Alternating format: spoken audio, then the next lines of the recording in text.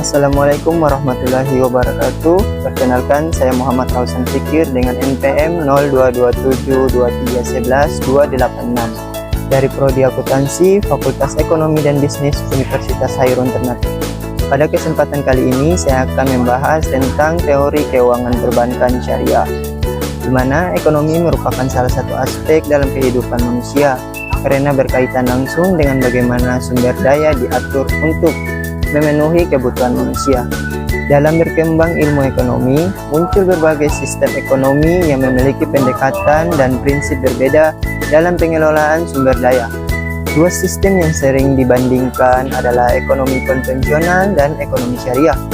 Keduanya memiliki perbedaan mendasar yang terletak pada landasan filosofis, prinsip, dan penerapannya dalam kehidupan masyarakat. Pembahasan ini bertujuan untuk menjelaskan perbedaan tersebut agar dapat memberikan pemahaman yang lebih baik mengenai dua sistem ini. Yang pertama adalah landasan filosofis. Perbedaan mendasar antara ekonomi konvensional dan ekonomi syariah terletak pada landasan filosofinya.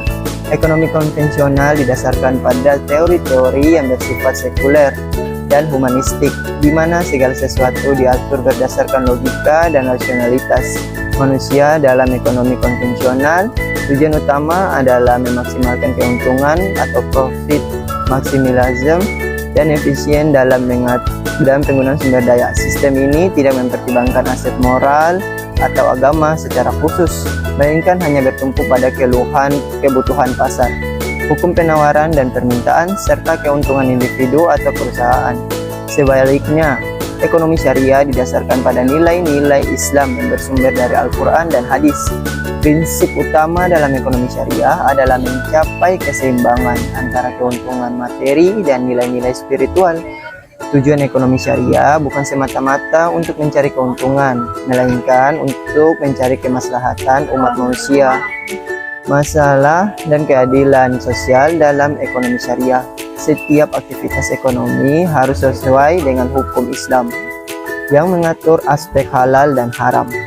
Kedua, ada prinsip dasar. Prinsip dasar ekonomi konvensional berorientasi pada kebebasan pasar. Dalam sistem ini, setiap individu atau perusahaan memiliki kebebasan untuk melakukan kegiatan ekonomi sesuai dengan keinginan mereka selama tidak melanggar hukum yang berlaku. Sistem ini juga mendorong persaingan bebas sebagai cara untuk meningkatkan efisiensi dan inovasi.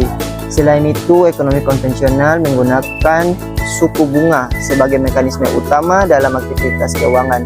Suku bunga dianggap sebagai alat mengukur keuntungan dan risiko dalam transaksi. Berbeda dengan itu, ekonomi syariah memiliki prinsip yang melarang riba atau bunga.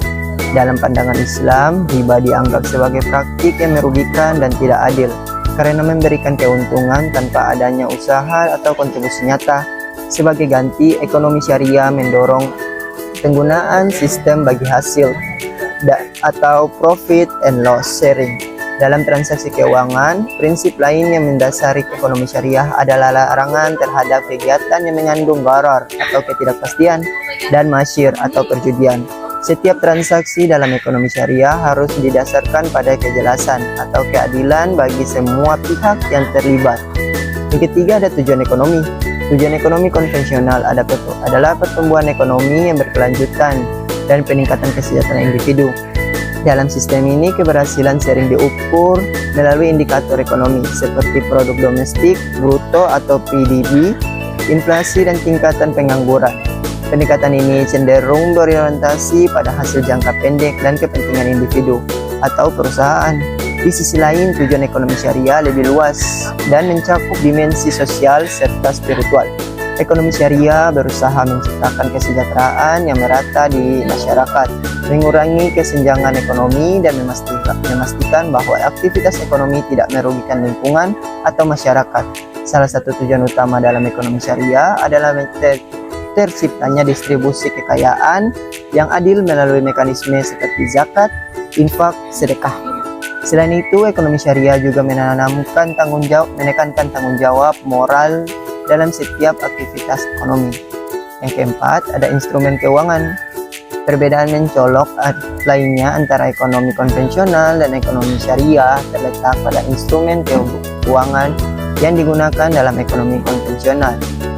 Berbagai instrumen keuangan seperti obligasi, saham, derivatif digunakan secara luas tanpa memperhatikan aspek halal atau haram.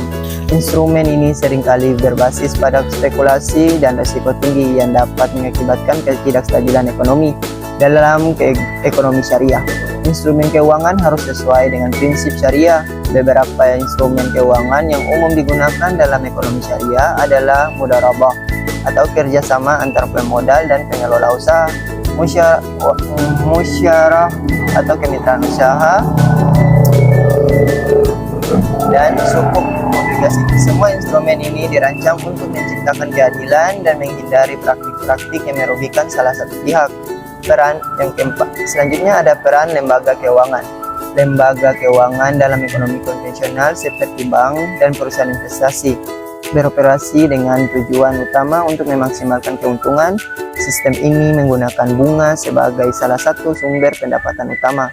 Bank konvensional misalnya memberikan pinjaman kepada nasabah dengan bunga tertentu yang menjadi beban tambahan bagi nasabah. Sebaliknya, lembaga keuangan dalam ekonomi syariah beroperasi berdasarkan prinsip syariah.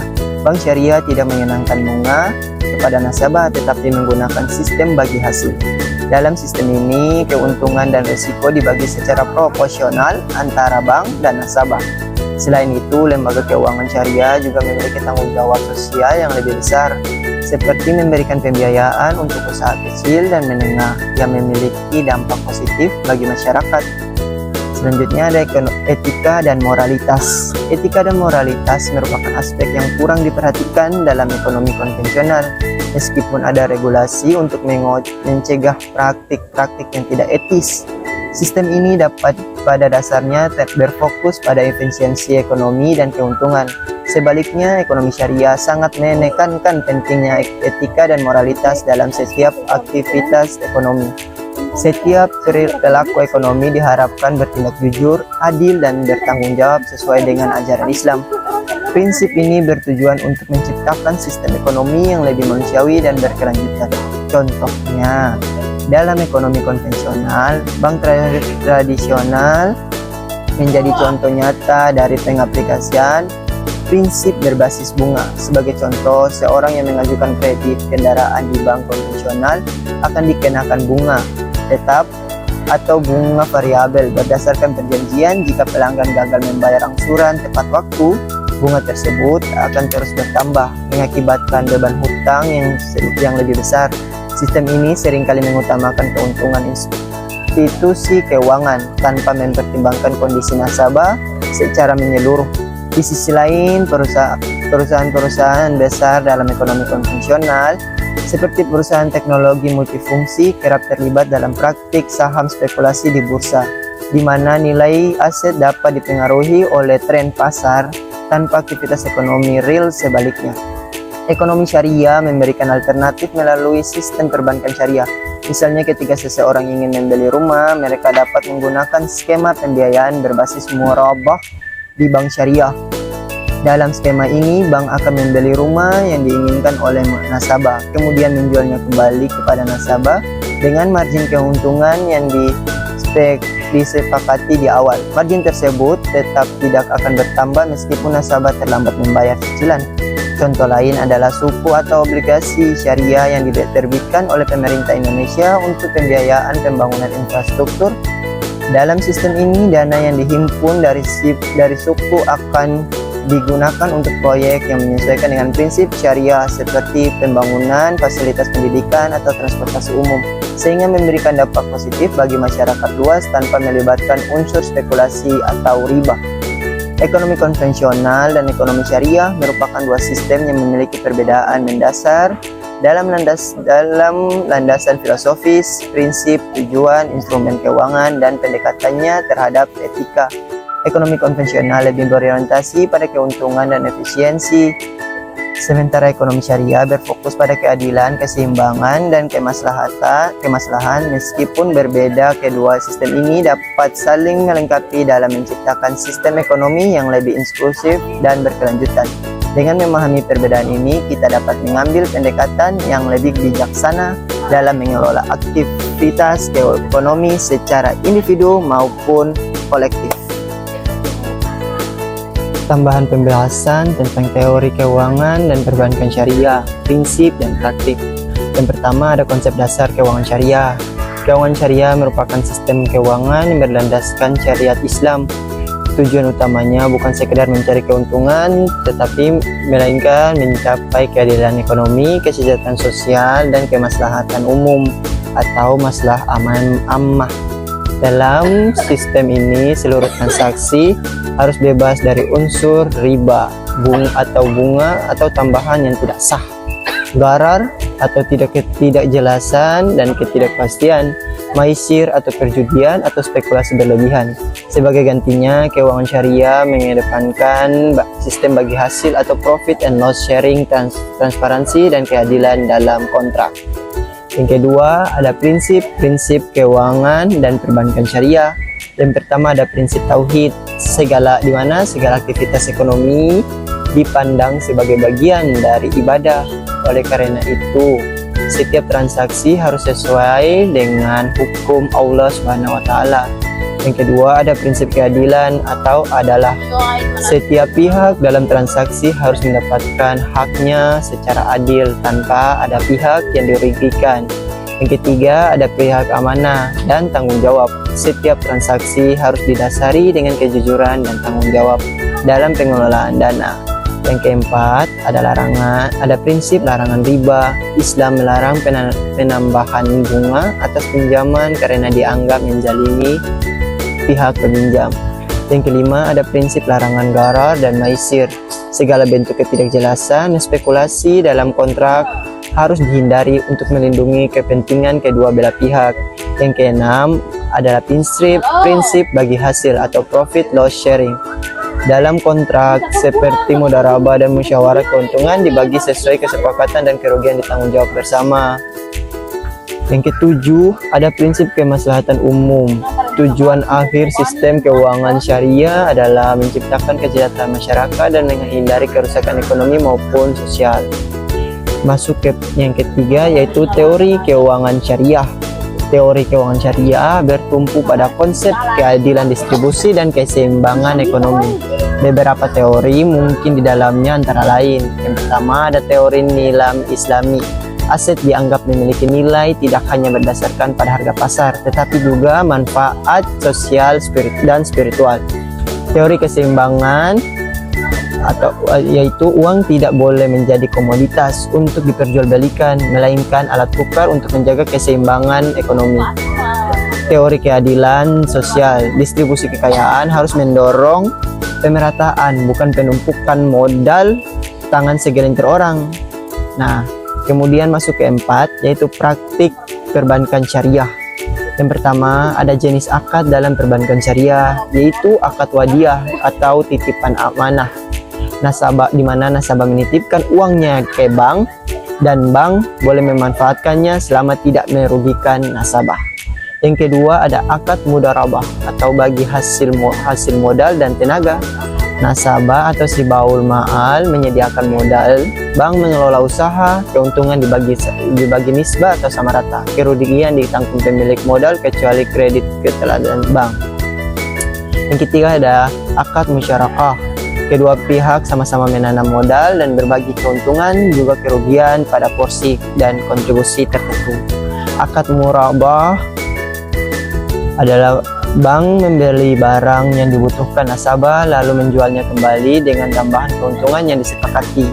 Kemudian ada akad izarah atau sewa menyewa. Bank menyewakan barang, misal rumah, mobil, alat berat kepada nasabah untuk jangka waktu tertentu. Kemudian ada akad qarat hasan atau pinjam kebajikan. Bank memberikan pinjaman tanpa bunga kepada pihak yang membutuhkan semata-mata untuk tujuan sosial. Kemudian yang kelima ada inovasi dan pengembangan keuangan syariah modern. Yang pertama ada fintech syariah atau financial technology. Menggunakan teknologi digital untuk menyalurkan pembayaran syariah, zakat dan investasi halal. Contoh peer-to-peer lending syariah atau crowdfunding zakat. Yang kedua ada sukuk atau obligasi syariah, instrumen investasi berbasis aset real yang menggantikan sistem bunga dengan sistem bagi hasil. Yang ketiga ada bank digital syariah. Hadirnya layanan digital seperti mobile banking dan e-wallet syariah yang memenuhi prinsip halal.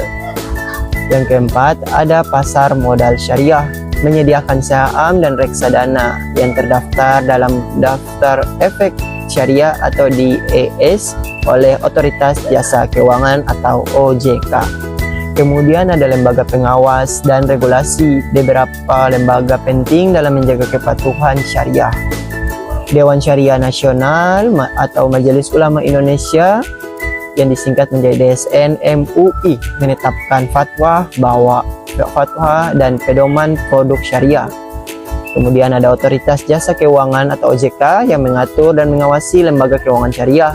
Kemudian ada Bank Indonesia atau BI yang dimana menjalankan kebijakan moneter dan sistem pembayaran berbasis syariah.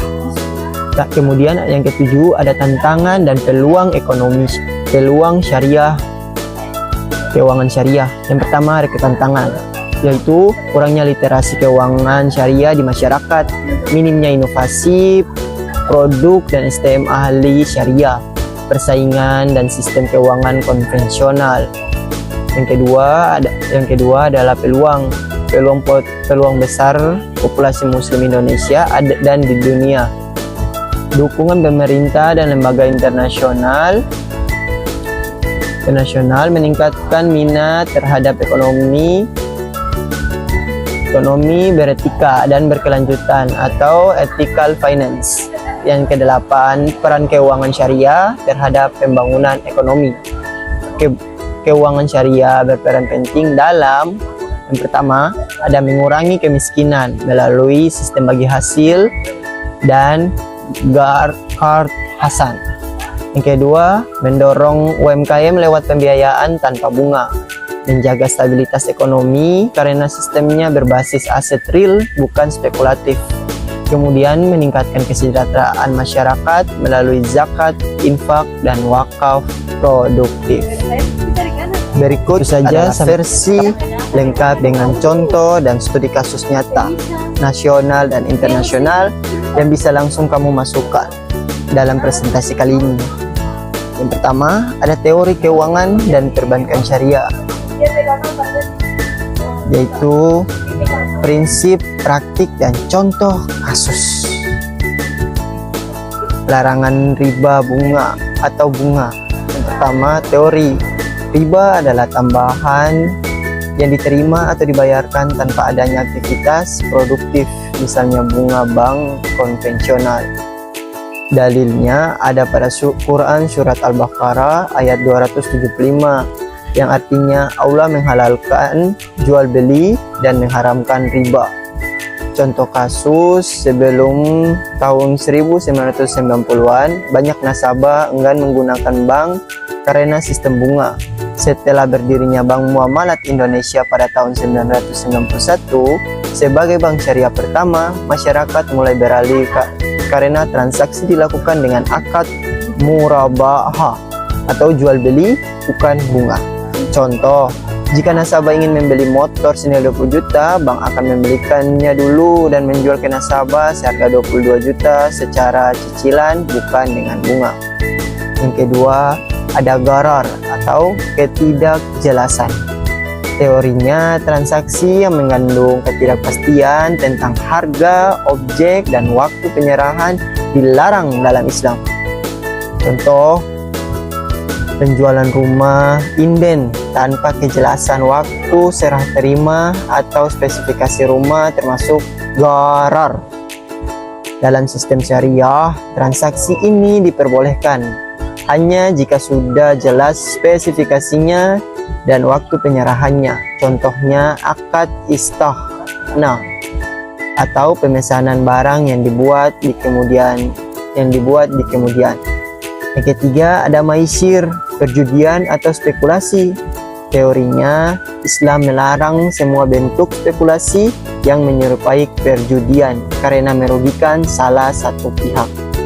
Contoh kasus, perdagangan saham spekulasi yang hanya mencari keuntungan dari fluktuasi harga jangka pendek termasuk maisir. Namun, investasi di saham syariah yang sesuai dengan daftar efek syariah OJK diperbolehkan karena berbasis kepemilikan real perusahaan.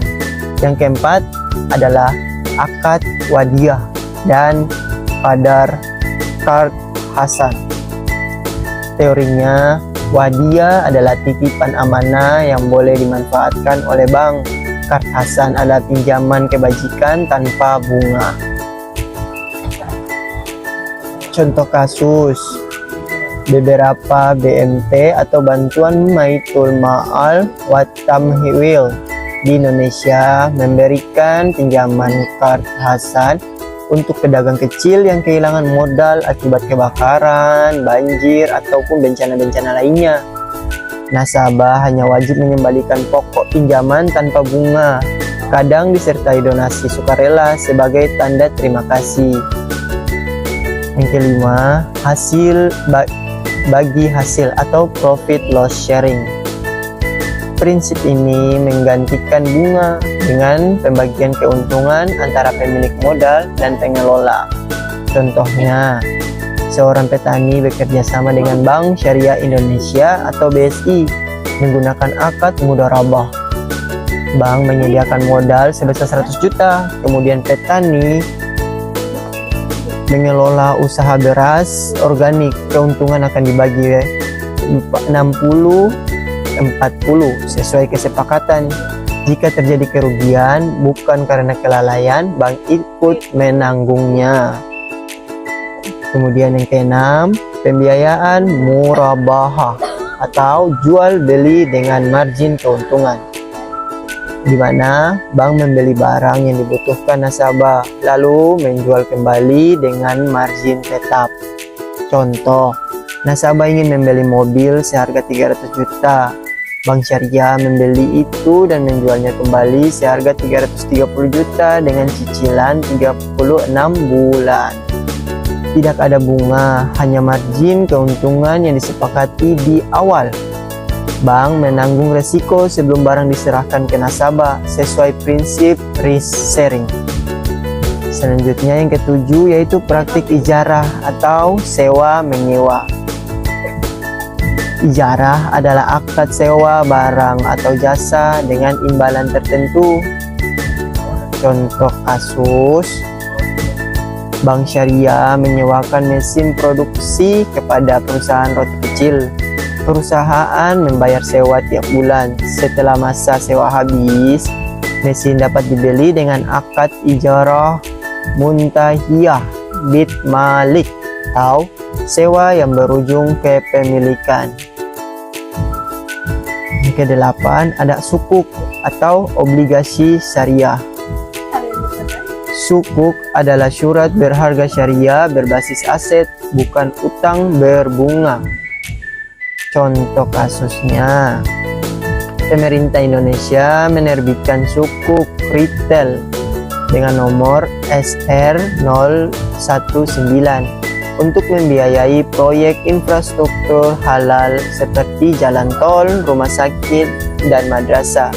Investor menerima imbal hasil dari keuntungan proyek, bukan dari bunga. Selanjutnya ada fintech syariah dan ekonomi digital. Fintech syariah menggabungkan teknologi digital dengan prinsip keuangan Islam. Contohnya, aplikasi seperti Alami Syariah dan Dana Syariah yang menyalurkan pembiayaan bagi UMKM tanpa bunga, menggunakan sistem bagi hasil atau murabahah digital. Seluruh transaksi diawasi oleh Dewan Pengawas Syariah atau DPS. Jadi aman guys. Terus yang ke-10, keadilan dan kemaslahatan umum. Teorinya, tujuan akhir keuangan syariah adalah tercapainya keadilan sosial dan kemakmuran bersama. Contoh kasus, program zakat produksi atau Basnas atau Bazar Nasional menyalurkan dana zakat untuk modal usaha petani dan nelayan kecil. Akibatnya, penerima zakat bisa menjadi muzaki atau pemberi zakat di tahun berikutnya. Inilah bukti nyata keuangan syariah mendorong kemandirian ekonomi umat manusia. Yang ke-11, krisis finansial 2008 sebagai pelajaran. Analisisnya, sistem keuangan konvensional yang berbasis bunga dan spekulasi menyebabkan krisis global pada tahun 2008. Sementara itu, bank syariah relatif lebih stabil karena pembiayaannya berbasis aset nyata dan dilarang berspekulasi. Pelajarannya, model keuangan syariah terbukti lebih tahan terhadap krisis karena menekankan keadilan, transparansi, dan risiko bersama. Tantangan dan peluang di Indonesia terhadap ekonomi syariah yaitu rendahnya literasi keuangan syariah. Baru sekitar 10% disadari oleh masyarakat Indonesia. Kurangnya sumber daya manusia yang ahli dalam ekonomi Islam. Masih banyak masyarakat yang menganggap sistem syariah sama dengan sistem konvensional. Maka berakhirlah sudah penyampaian tentang ekonomi syariah pada video kali ini. Lebih dan kurangnya saya mohon maaf. Wabillahi taufik wal hidayah. Wassalamualaikum warahmatullahi wabarakatuh. See you next time.